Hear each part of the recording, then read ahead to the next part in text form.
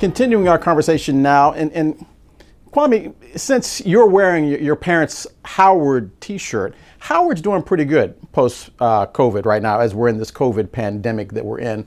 But a lot of the other HBCUs are struggling, and the campuses. How do you manage to get young kids out to vote when they're sequestered in dorms? Some of the schools are still closed. What do we do? How do we fix that? You know, for us, it's about an education process. And we all talked about when we founded HBCU was that everyone can be a hero to an HBCU. So all of us went to UNC, but we all want to be heroes to HBCU, whether that be big or small. And we're inspired by folks like Steph Curry, who gave $1 million to Howard University to bring back their golf program. And we all can't give $1 million, but we can give something, whether that's financial support, whether that's time, whether that's information. And so if you're talking about COVID and how people are sequestered, I have a friend, one of my fraternity brothers, whose daughter is a freshman at Spelman now. She's at Spelman digitally, but she's home in his basement in Charlotte, North Carolina. And so that's the reality of COVID. And how is she doing it? She's running for freshman class president from home online in kind of Zoom University. So we all know that we have to engage students and meet them where they are. And so for right now, what we're trying to do is get the information out through our Adopt an HBCU voter drive to let people know how they register, how they request a mail-in ballot, how they can actually go to the polls as an early voter, and then also how they can show up on November 3rd, Election Day, in their particular area with COVID safety precautions. And so this is really about education and getting the information to the people who need it. And we want to be part of that process along with influencers and celebrities that resonate with them. George, there are serious concerns about the voting process. There are a lot of people right now concerned about a mail-in ballot. Are you convinced that if you get enough people out to vote, that their votes will actually reach the polling precincts? We're hoping. That's why we're starting this early.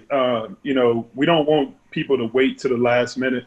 A lot of the HBCUs have been suppressed by voting, and whether they say they put the wrong dorm address, or they needed to put their home address. We're trying to get that early and clear it out of the way. A lot of the HBCUs are educating their students on how to register to vote and encouraging them to get it out early.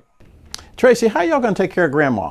One of the dilemmas in this particular election cycle is grandma. I have my 89-year-old mother-in-law living with me right now, and we will mail in her ballot, but she wants to go vote in person. She wants to do a full Rosa Parks or Miss Jane Pittman and drink out of that drinking fountain. How do we take care of grandma and also make sure that she is truly represented? And is that something that young people can do and young people should consider?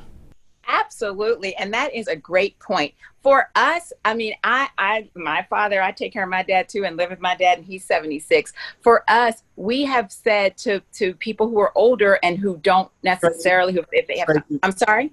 76. If they have 76 ain't old. Well, older, I said older. I didn't say old. I said older. So for him, for young ones like my dad, we have said to him, we don't want you to actually go out to the polls, and we know it, we get it. And all of the progress that has been made over the years of, our parents and grandparents being out in these streets, making sure that they were making good trouble back in the day. They really want to do it. I think for the younger people, this is a great opportunity to either drive your grandma to the the Board of Elections, and maybe have her physically just drop it in the mailbox with the actual glove. There are processes that you can do with her or him. I wouldn't necessarily say if you have a crowded voting precinct like we do here in Atlanta, sometimes those are 8 hours long, 9 hours long. That might not be a good thing. Early voting, mail-in ballot voting, all of that is going to be really, really, really essential. And I think the young people have an excellent opportunity right now while they're learning to also get the generations, multi-generational learning here. We can do it together. Kwame, one of the problems seems to be always that younger people, as opposed to older people, are much more idealistic. How do you, I heard people say this in 2016, which is, I want there to be a woman president, but Hillary is not the right woman.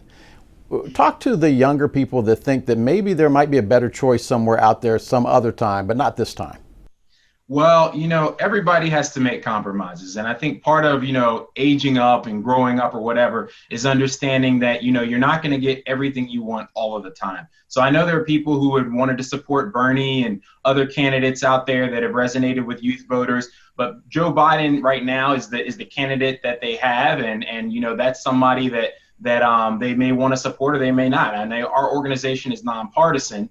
But, for us, it's about energizing people and let them know that their vote has an impact and that they can't just throw it away and say, oh, my candidate's not there, so therefore, I don't want to vote or I don't want to be part of the process, because you will be left behind and you will be somebody who's looking on the outside in as all the results fall to the floor. When we come back, I'll quote a friend of mine who said, you're getting old when you walk into a bar and everybody looks like they should be carded but you.